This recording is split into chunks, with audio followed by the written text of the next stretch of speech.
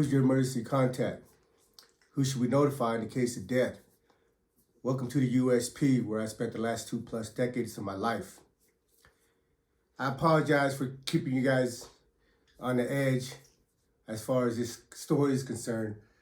But I just want to be out here for 2 hours and not, hold your attention for that long. I want to adequately be able to tell the story so give you guys a first-hand experience of the kind of things that I've seen while I've been in prison. Most of the time when something's going on and I know about it pre-hand, I try to make it, where I'm not there. Because there's things that you can't unsee. And through the course of my 20-year bid, I've seen, enough stuff that's going to hold me for a lifetime. Things that I can never forget. Things that I can never unsee. But on this particular incident, it was spontaneous. It just popped off in our unit. And while I'm there, for my own safety, I have to make sure that I'm aware of everything that's going on around me. Because, when things pop off like this, you never know the extent of how far it can go and who might get involved. Because, like I said, everybody has friends. And these friends cross over to different races, to different gangs. If two group is getting into it, but they hit somebody else that wasn't part of their group, their homeboys would jump in, and so on and so forth. It can just blow up the whole yard, the whole unit. Before I left Beaumont, the reason we left Beaumont is because an incident like that happened. The Texas Crip dudes went to go stab up a California Crip dude, but in the process, he hit a Virginia dude, and then that involved all the Virginia, that involved the DC, and then everybody's got alliance. It involved the Florida, the Carolina dudes, and the whole yard just blew up. So if I'm caught up in the middle of an incident, when I'm there, I'm always going to make sure I got my back to the wall and I can see everything in front of me. And it's not for me to want to get involved or not get involved or anything, but it's just for my own safety. And like I said, I hate that I have to see some of these things. And again, some of these things I'll never be able to unsee. And I'm not like losing sleep over it or waking up at night because of these dreams or anything like that. I've been accustomed to it. Things that go on in the penitentiary where people are getting butchered, riots, gang wars, that's a norm already to me. And so when this stuff popped off, it was just a show. I don't want to say I'm having like a outer body experience, but I'm just observing it. And it was just, part of me was like, wow, this shit's really going down. And then other part of me found it entertaining. So back to the story. I'm on the rails. I'm in front of my cell. I lived at about 126 at the time. And from where I'm standing, I can see the whole unit. I'm looking down and I see everybody in the cell, about 108 or 109, powwowing. And to continue on from where we left off, the door opens. There's 2 or 3 DC dudes standing outside the door, post up, because, they got their big homie Tone in there having a conversation. And like I said, from the little window, and each cell has a little slit of window. From where I could see, I just see Pro with his back to the wall, standing up. And Pro is way bigger than Tone, And I just see Tone in his face, like scolding him, right? So the doors open, Tone comes out, the DC dudes follow him, and he's walking, between the tables to go wherever he was going. To me, it looked like he was heading for the stairs to come back upstairs to his cell. But as he comes out, the dude from Texas, Pro, comes out too. And again, Pro's a big dude. Like, he's a big human being. But he's a youngster. He's in his 20s, right? When he comes out, the look on his face was of uncertainty. Like, he wasn't sure how he was supposed to react to this situation or how he's supposed to deal with it. Because, he hasn't been in the system long. He don't really understand the reason why I say he doesn't really understand the politics and how things can get escalated and how serious things can be is because the way he approached the situation. Because if you know that when you approach certain groups, when you hit certain individuals, that is for keeps, then you're not going to have any uncertainty in your face. You have to be committed. Anything that you do, if you're not committed to it 100%, you're setting yourself up for failure. Where you don't understand how serious it can be or are willing to take it to the max, then you're setting yourself up for failure. Because any type of hesitation, any type of uncertainty can cost you your life. Literally, that's not a figure of speech. That's real shit, right? So when Pro comes out behind Tone, he's looking up, kind of looking around, like contemplating, like what he should do. Then I see him reach into his sweats, and I think he might have been wearing shorts, but it's sweats, and pulls out a padlock. The master padlock is big, and it's solid, and you loop the belt through the hook, and you keep it about,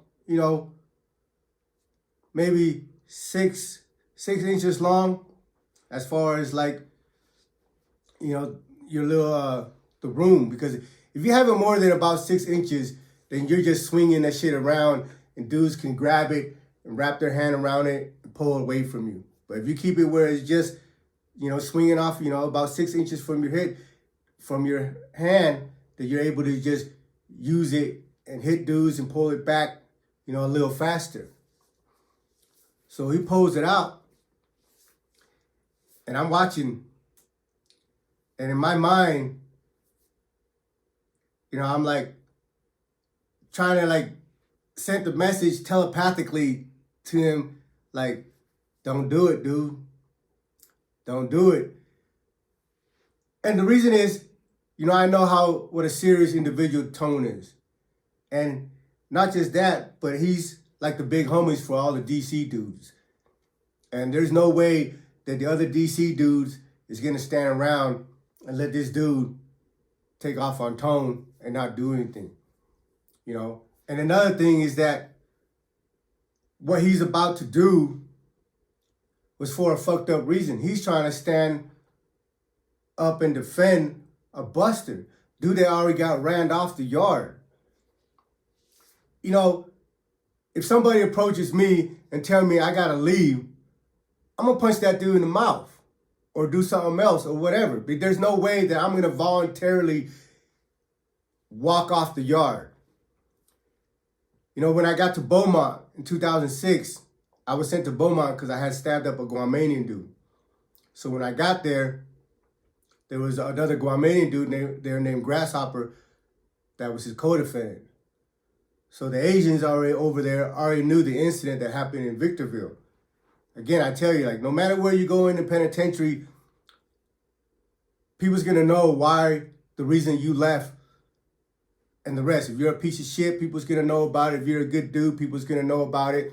whatever confrontation that caused you to go to the shoe and ship out, people just somehow find a way to know about it. You know, so on that first day when I was in Beaumont, there's this Vietnamese dude named Tran. He was older. He was in his 50s. He's from BTK, Born to Kill. They've written books about this group. And there's certified crazy dudes on the streets. All of them got life sentences, you know. And the BTK, they're like the big homies for the Vietnamese. But I'm Cambodian. And I didn't recognize them as my big homie, as my shot caller. I didn't recognize anybody in the penitentiary as my big homie or my shot caller. But at the same time, I was never one to go around and just do goofy shit anyway. Like, I know how to conduct myself. I was raised by OGs that, you know, that took me under their wings and taught me how to move, you know. So when the issue came up, you know, Tran approached me, or when I went to go tell him, and I told him why I was over here, what happened in Victorville. He's like, oh, you know, with veins popping out of his neck. Well, you know, you talk to Grasshopper, and if he said you can stay, you stay. If he said you go, you gotta go. You know, I'm looking at this little Vietnamese dude talking to me, right? And I'm like, yeah. You know, for me, I just got on the yard, so I'm just, you know, feeling things out. But in my mind, I'm like, yeah, if they try to remove me off the yard or try to say I have to leave, or if any type of way where they make me feel paranoid or unsafe, I'm going to punish them. That's my mindset already. So after that conversation, I mean, fortunately, you know, when I talked to Grasshopper about the situation, he was like, man, I'm cool. We good. That dude was a rat anyway. And everything, we didn't have any issues over it. But after that confrontation with Tran, you know, I went to the homie Smooth. He's out of here from Ogden. He's half black, half Puerto Rican, but he's from Utah. You know, and I had met him, you know, earlier already during that day. So I went up to him. I said, hey, man, you got anything? He's like, man, what you need? I said, you know what I need. He's like, damn, already? You just got here. I said, shit. Dude over there talking crazy. So I'm going to go talk to them at lunch. And if any of them's got an issue with me being here, I'm just going to start booking them, you know. And the homie gave me a piece. And when I went to talk to them at lunchtime, I was strapped. I was ready. But fortunately for everybody, the conversation turned out well. And there was no issue after that. So going back to the story, I'm standing on the rail and I'm watching Pro. He pulls the padlock, you know, out of his sweat. And he's just looking around. And he spots Tone. Tone and a couple of DC dudes, they're walking towards the stairs in front of the unit. But while he's contemplating his move, something jumps off over here to the left of me. They're downstairs behind the stairs, so I can't see, but there's a fight going on downstairs. Like, I don't know who's involved in it or anything. I couldn't see it until later, until we were in the shoe. But, so they're scuffling over there in the corner of the unit. So Tone goes over there. He walks past the table to go look. And while he's looking, Pro is speeding up behind him. Pro is coming behind him. And everybody in the unit saw that shit. So saw Pro walking up behind Tone. And a few people was like, hey, Tone, watch out, Tone, watch out. And when Tone turned around, Pro hit him with the lock. Bah. But you know, Tone, the dude's a warrior. You know, he didn't curl up. You know, I mean, he didn't curl up or ran. Dude hit him. Tone put his hand up, and dude just kept hitting Tone. Like, he busted Tone in the head about like three or four times, and Tone was just started fighting back. Bah, bah. He's swinging while he's getting hit with the lock. He's swinging at dude. So while that's going, you know, all this stuff is like a split second. But from where I'm standing, you know, when shit goes on like this, it seems time just freezes. or it slows down dramatically, and you're able to just see every detail of the situation. And sometimes, the details that you see might be distorted because, your brain works in a different way when it comes to shit like this. And but dude's pro is locking tone, pop, pop, and tone is swinging back, bing, bing, bing, and the next thing you know, 3 other DC. Now pro is big, but anybody know Tone ain't small either. He's 6'1", 6'2", works out every single day without fail. But he had 3 other homies. They ran over there. And, I describe the DCs like a pack of hyenas. And that's not to say, I don't say that to be disrespectful or anything, but it's just, in a way to describe, what it's like. They're like a pack of hyenas. They swarm in on him. And now they're fighting. They're hit. I don't know at first if they were stabbing him, or they're hitting him. They're fighting him. They're swinging. He's swinging. He's fighting 3. He's fighting 3, 4 dudes now. And all these dudes are huge. I mean, compared to me, I'm 5'6", but all these dudes are 6 feet, 6 plus, 220, 240 plus pounds, and they're swinging and they're fighting. They're fighting with pro. Now the guard comes out while this is going on. The guard comes out and he's just standing in his door because a lot of these guards, they act like they're tough. You know what I mean? When nothing's going on, some of them are disrespectful. Some of them act like they're about the business, that, they're super cops. But when shit hits the fan, the true self comes out. And he stood at the door and just froze. Right? And I'm like, why are you just standing at the door? But it's just him and another. They have 2 COs in every unit. So he's just standing there watching it just like everybody else. Because I'm observing the whole unit. Everybody that wasn't involved, they get out the way, put their back on the wall. But everybody's entranced by what's going on. So they're fighting right at the edge of the stairs. And then they're on the wall. They're on the wall of the unit in front of like 103 or 104. And Pro's back is to the wall. And he's fighting off 4 DC dudes. From the stairs in the unit all the way to the native table. The native table is right under where I'm standing. I'm standing on the 2nd tier watching. And on the 1st floor, about 10 feet out, is where the native table is. So from that table to where they're scuffling, it's about 20 yards. And they're fighting, pop, pop, pop. And they're making their way through, because Pro is trying to get away from them. Because it's 4 of them on him. All he has is a padlock, but, there's 4 big-ass dude on you. So he's weaving his way through the table. When they get to the table, the middle table, you got the native table and the black table and 2 black tables. So they get to the middle table.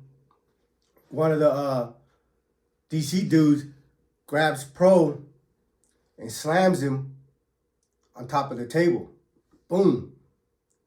And Pro's on his back on top of the table trying to fight him off. And now I can see that they all got knives. Except for Tone. Tone don't got no knives. But the other 3, they're sitting there and they're hitting him. Pop, pop. And he's trying to squirm, trying to fight. And you can just, like, every time they hit him with something, when they pull it out, you can see, blood squirting out. And they're hitting him.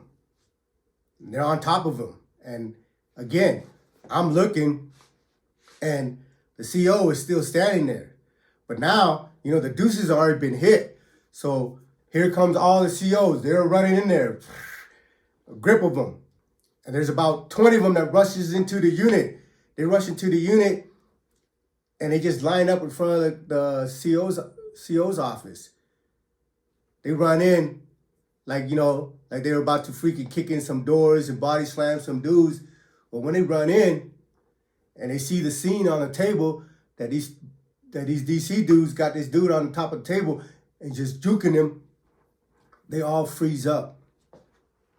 They're all standing there with their back to the wall, eyes big and mouth open, just like, and for me, I'm like, hey, you could probably save this guy's life if you guys just like do something, yell at somebody, do something.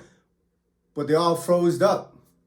They sat there and they just watched this dude just get juked. And he's on the table getting stabbed up. Bah, bah, bah. And there's a fight going on. Like I said, there's a fight going on in the corner to my left. But right now, I'm caught up. I'm in a trance. Like I can't take my eyes off this scene because I've seen it so many times. But everybody, when you're driving and you see a car wreck, something about our nature makes us want to look and make us want to see what's going on. And like, I couldn't take my eyes off of it. I'm on top of the rail. I'm just looking down and I'm just like, damn, he ain't gonna make it. Ain't no way he gonna make it. There's 4 big ass dudes on top of him. 3 of them got knives and they're digging it into him, just butchering him, right? And so finally, one of the COs that was in the office, right, runs out and starts coming out and trying to spray people. He's trying to spray people, and now all the DC dudes are running around. The whole unit is just chaotic. People are running, the DC dudes are running, and people are running away from them. Because, they don't want to be, getting maced, nor do they want to, they don't know what's going on with the intentions. Because, when you're caught up in this type of shit, you're in a zone. And so it's all chaos in the unit. After that CO came and sprayed a couple people down, the other COs snapped out of their little fucking trance and start yelling, hey, everybody lock down, everybody lock down. I'm upstairs. I don't go nowhere. I'm right in front of my cell anyway, so I'm just watching. And everybody's running in every direction, right? So the dude, he's still on top of the table. The Texas dude, Pro, man, he's like, oh, you can hear him like groaning, oh, whatever. Well, while all the commotion was going on, somehow I don't know where we ran to. He ran off into the corner somewhere. Then I see him come out from under the corner of the thing, and Pro's kind of like rolled over on his stomach. He's on top of the table, and so his back is exposed. Wee Wee runs back over there and starts hitting him again. Wah, wah, wah, wah, wah, wah, wah. And I'm like, well, if he was gonna make it from that first, if he was gonna survive that first incident, there's no way he's surviving this one, right? So Wee Wee comes over there and hits him again. Bah, bah, bah. And then runs off. And now everything is just chaotic. The CO is running around, macing everybody. People are going in their cell. And I look down, and those dudes that were fighting in the corner, they made it out of the corner. And there's one DC dude, he's a big old dude, but he's a youngster. He's cool as shit, but he's not a fighter, or he doesn't know how to fight, right? So, and I see Muhammad, the little dude that with the incident that was all over, they're over there by the computer, and all I see is Muhammad just beep, beep, beep, beep, beep, beep, taxing him, right? So I thought he was just hitting him with his face, but I didn't know that the whole time the dude was stabbing him. Like, I don't find out what happened in the corner until we're all in the rec cage together. And, they took us all to the shoe, put us all in the rec case, so we're across from each other and talking. Like, and when I asked the DC dude, I forgot his name though, like what was going on, he's like, man, I got stabbed up. And he took off his shirt and he got stabbed up in the face, the neck. Like he's got a bunch of little dots all over his freaking chest and face, right? So I guess what had happened was when everybody was in the cell powwowing, 3 Muslim dude, a DC dude, and a couple Texas dude went over there in the corner with Muhammad. And I told him, hey man, you can't be over here no more. This and that. And they beat him up over there. They jumped him. They beat him up. But while they were beating him up, that stuff started happening with Pro and Tone. So when that happened, them dudes stopped swinging on dude and, kind of diverted their attention and came out to see what was going on, because the DC dudes that came and assist Tone was in that corner beating the Muslim dude up. So when they left to come and assist Tone, that Muslim dude got up, pulled out his knife, and just started stabbing everybody in that corner with him. And that's where, I didn't see all the rest of it that was going on over there because my focus was over here. But I guess he just started running around and just started hitting dudes over there. Like, again, regardless if he's a buster or however, I always tell people, like, cowards kill too. Cowards go hard too. Just because they're a buster, they're a piece of shit. Anybody, when your back is against the corner, you're going to fight, And he stabbed up like 4 dudes back there in the corner, after they let him up. They thought he was already subdued or whatever, but he just popped up and just started stabbing everybody over in the corner, right? So by the time what I get to see standing where I'm at, the DDC dudes coming out of the corner, and that's where I see Muhammad just reaching up, taxing him in the face.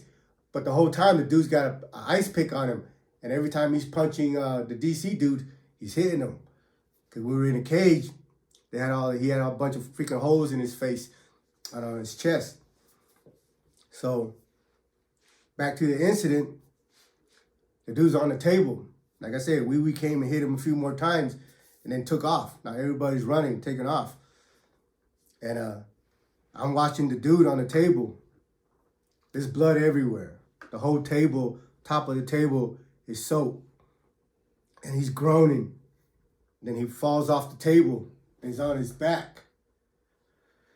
So while he's laying on his back, the homie, I'm not going to mention his name, one of the DC dudes was over there looking at him. Like the dude's hurt. Dude's fucked up. But the dude that was looking at him was like, had a disgusted look on his face. Like, how dare, the look was like, how dare you fucking try this shit? How dare you even, have the fucking balls, And some of the DCs that ran had dropped their knives. So this dude picks up the knife, and Pro is on the ground. He's on his back. He's groaning. He's leaking, like, it's red everywhere. And dude went over there and hit him on his side right here. Boom. And dude's like, hit him. And now Pro is trying to turn. That's where your heart is at. So this dude that was hitting him, his intention was to, was to murk this dude, because he's not just stabbing him for the sake of stabbing him. He's very calculated on where he's hitting him. And he hits him on the side a couple times.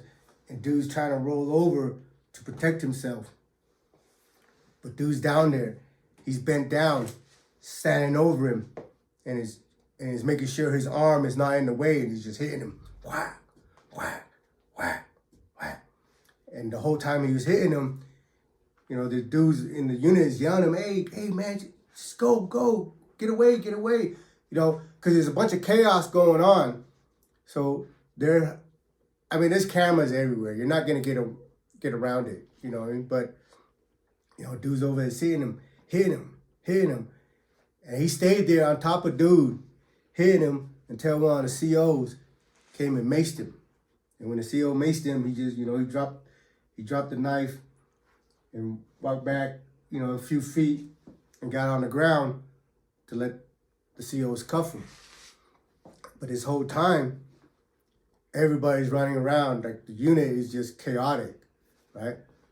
Now, my cellie, Omar, he's upstairs. But like I said, he was cellie with Wee Wee before me and him moved into a cell together, just a couple cells down, or even next door, right?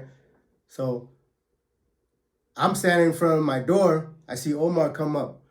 I was like, shit. He's like, what's up, man? You good? He goes, yeah. He goes, yeah, I'm going to go lock down in Wee Wee cell.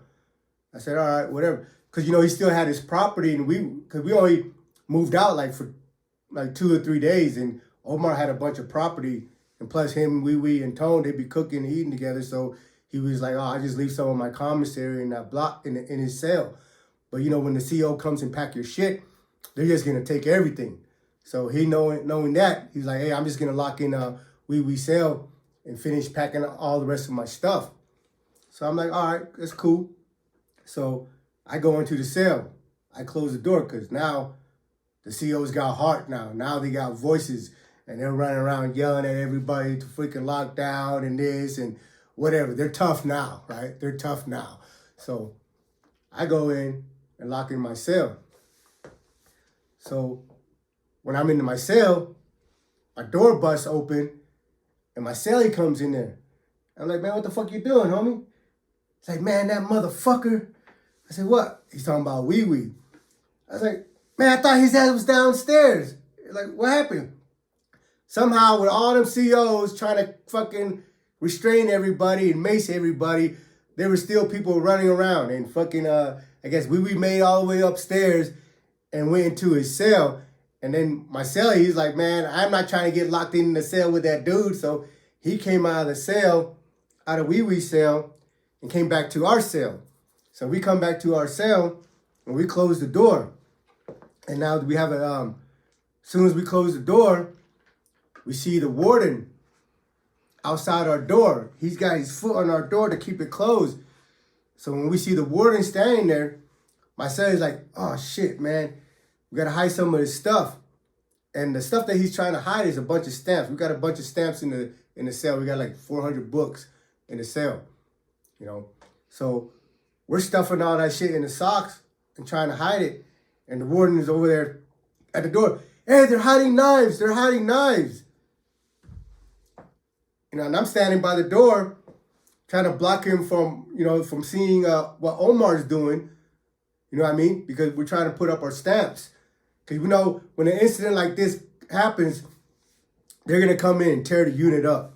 They're going to take everybody's shit. And it can come an hour from now or they can come a week from now. It does, there's no telling when they're going to do it. So Omar's behind me trying to hide shit up, trying to put stuff up. And I'm in the doorway trying to block the warden. And the warden's yelling, they're hiding knives. They're hiding knives. I say, hey, Omar. He's like, what's up? I say, hey, man, this bitch motherfucker's saying that we're trying to hide some knives in here. He's like, what? So, but, we're not hiding it. We don't got no knives. We're not hiding shit. We're just about our stamps. So, whatever. They come and lock our door. And they leave. So, when they leave, I go and help Omar put up our stamps. We're putting the shit together, trying to spread it around, whatever, So, we're in the cell, just kicking it. I'm looking out the window because, they're still trying to secure everybody in the block. And I'm looking from my window. I can still see dude down the floor. And he's still on the floor, like just kind of groaning, a little bit just. Then he stopped moving. I see the people by the computer. They're all down on the ground, face down, getting cuffed up. There's other people on the wall that's getting cuffed up. Like there was a bunch of casualties that got taken to the SHU that day. Because the COs don't know what's going on. So if you got caught outside of your cell for whatever reason, You were getting cuffed up and taken to the shoe. So I see dude, he stopped moving. And I'm looking. I said, Omar. I said, what's up? I said, man, come look at this. So, Omar, he's taller than me. He's about 6'2", maybe 6'3". So he comes and he looks at it. And we look at each other.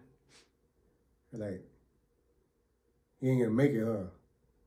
Shit, it looked like he already dead, So they come in. Now, like, he's just laying there on the floor. They're too busy trying to secure everybody else. And finally, when everybody was cuffed up in the unit, and this is like 5-10 minutes go by, they call for the stretcher and they rush over there to him. And all the medic people are surrounding him, rushing over to him. And, at first, they came over there with a sense of urgency, right? But when they got to him, I guess they realized that there was no more need for the urgency. And you can see their shoulder just like drop, like slack, like they let out a breath and they're just like, fuck. So now they pick him up. He's a big dude. So it took like 3 or 4 of them, a couple tries to pick him up, put him on a stretcher. They put the strap on so the body wouldn't roll off. But, if somebody was still alive, like, I don't know if he's dead or not. You know what I mean? I'm just observing. But I know from experience that if you're still alive and if there's a chance to revive you, they're going to throw your ass on that stretcher and boogie out the unit and start running towards medical. But they just put him on a stretcher. They put the strap on him and they just casually rolled him out.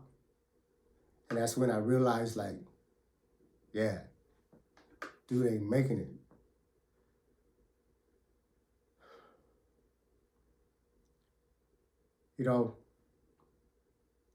Like I said, there's things that I can't unsee. And, for the most part, I share these stories with you guys to be entertaining.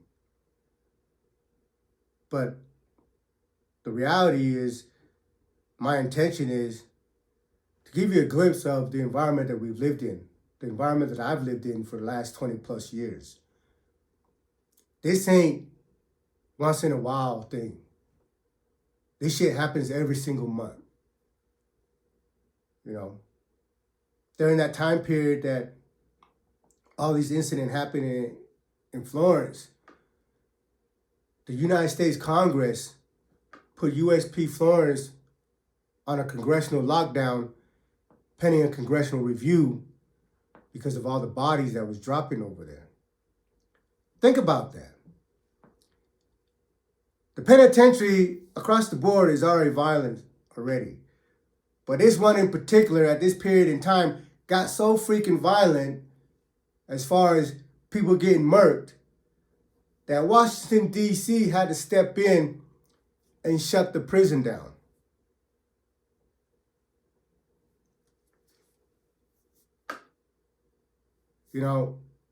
There's no winners in this case.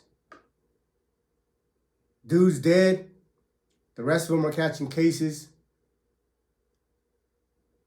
It's a lose-lose. For what?